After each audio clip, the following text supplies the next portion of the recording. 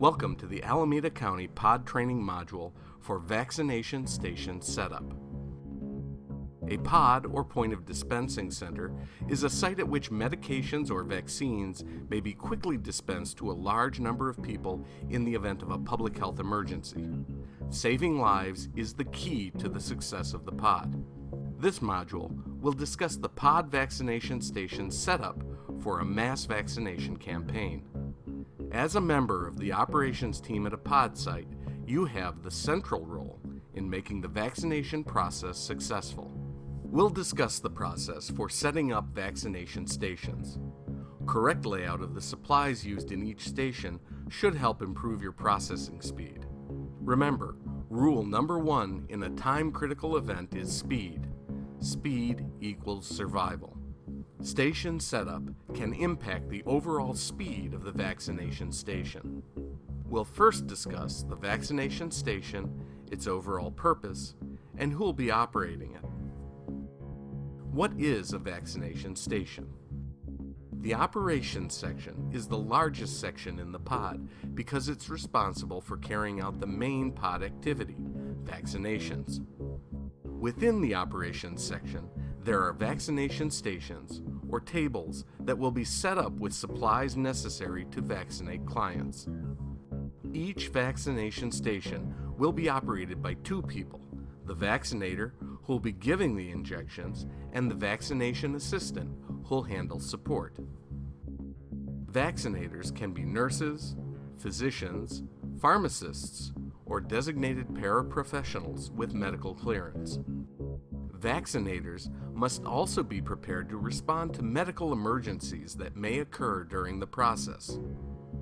The following supplies should be available nearby: scales to weigh clients, blood pressure monitoring devices, and epinephrine and diphenhydramine in case of allergic reactions. Vaccination assistants will assist in pre- and post-vaccination activities, including preparing the vaccine, loading syringes, preparing clients for vaccination, and maintaining adequate supplies. Note, more detailed information on preparing vaccines and loading syringes can be found in the training module in this series, How to Give a Vaccination. But as a reminder, only prepare enough vaccine to meet the station's ongoing needs. Fill syringes at the time of vaccination only.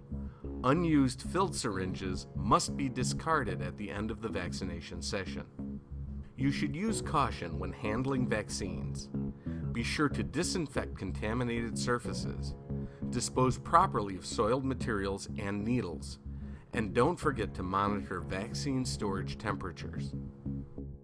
Now that we've gone over the station's purpose and roles, let's move to the most important part, the setup. When setting up a vaccination station, there are 2 issues to consider: safety and function. During an actual emergency, vaccinators will be working quickly to process clients. Remember, speed equals survival. But we must also consider the safety of the vaccinator. In order to prevent needle stick, items should be close and within arm's reach. During the vaccination process, the vaccinator will reach for the syringe on the table, then reach for the patient's arm to administer the vaccine, then back to the table to dispose of the syringe in the sharps container, maintaining pressure using a cotton ball on the client's arm, and finishing with a Band-Aid. The continual arm's reach sweeping motion from one side of the table to the client's arm resembles an arc. In order to keep everything accessible within the arc or arm's reach curve, we'll need to place supplies in a specified order. Safety and function go hand in hand in the vaccination station setup. Let's discuss the design of the station setup to create the maximum speed while keeping safety as a primary goal. Vaccination stations should be set up for maximum efficiency. 8-foot tables should be set up for 2 stations, 1 on each end of the table, with 1 chair for the vaccinator and a second for the client to face the vaccinator. Clients can elect to sit or stand. Infants should be held in the parent's lap for vaccinating. All tables should contain the following items for a 2-station setup: tablecloth, non-sterile pads, also known as chucks, box of syringes, sharps container, nitrile gloves, sterile wipes, tissues, Band-Aids, vaccination station instruction manual, the green for go sign, pens, and 4 chairs. All tables should be set up identically to facilitate continuity and flow. Place the items on the table in a manner consistent with usage. If your table is against a wall, you can use the wall as a backstop. If your table is in the open, place supplies in from the edges to keep them from getting knocked off. Group primary supplies and safety items together within reach of the arc. Put expendable supplies like tissues in the middle of the arc, and place the go sign near the front of the table. This is an easy setup to use and efficient when restocking supplies. To begin setup, cover the whole table with a tablecloth first, followed by individual chucks, the non-sterile pads. A pad for each station allows you to remove the pad when soiled without affecting the other station. At the back of the table nearest you, place the items that you'll use for protection, such as gloves, hand sanitizer, and the sharps containers. Note, remember to keep sharps containers within the arc to prevent needle stick injury, but away from traffic flow to prevent spilling. Next, place the items used most for pre- and post-vaccination, such as syringes, sterile wipes, cotton balls, and Band-Aids. Easy access is key here. At the front of the table, place the reference manual and the green for go sign.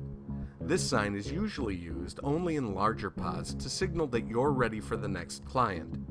It should be held high enough for flow control to see.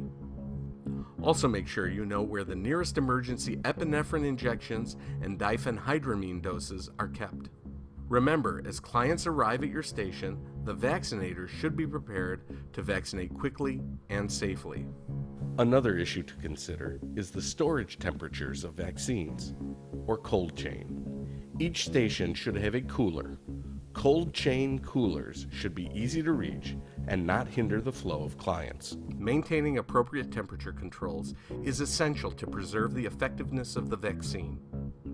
Storage should be carefully monitored for temperature fluctuations and proper maintenance.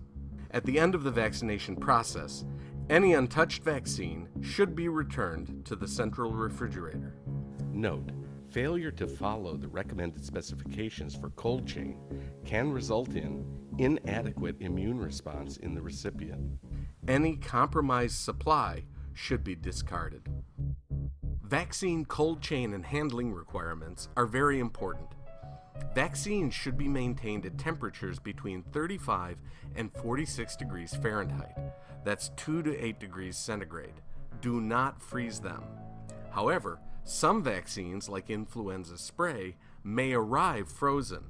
Frozen vaccines should be thawed to enable rapid administration, but once thawed, never refreeze them. Vaccines should be shipped and stored in insulated containers. Styrofoam containers and cold packs are adequate for local transport and day use.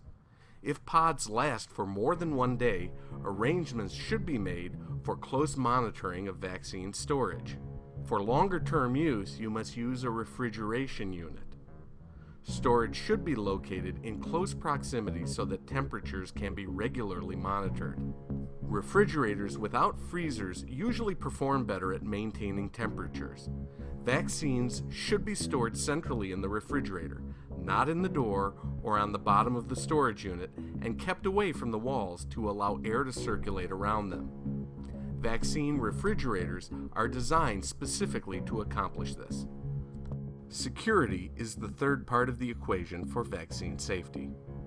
Proper security measures need to be adopted in order to protect vaccines from vandalism or contamination. Now let's discuss the record-keeping processes that should be followed by vaccinators. Some emergencies, like anthrax prophylaxis, may not require full documentation, but in most cases, vaccines must be documented to track lot numbers and recipients. Records should identify the recipient's name and contact information, the name of the vaccine, the dose given, the vaccine lot number, the manufacturer, expiration date, injection site, the date given, and the healthcare provider's signature, date, and credentials. Proper documentation helps to ensure that those in need of vaccine have received it and that clients are not administered multiple doses. As a member of the pod operations staff, your role in the success of the pod results in lives saved. The vaccination station setup can directly affect the processing speed of the pod. Your knowledge of station setup can make a difference. We appreciate your time and dedication to becoming a knowledgeable first responder.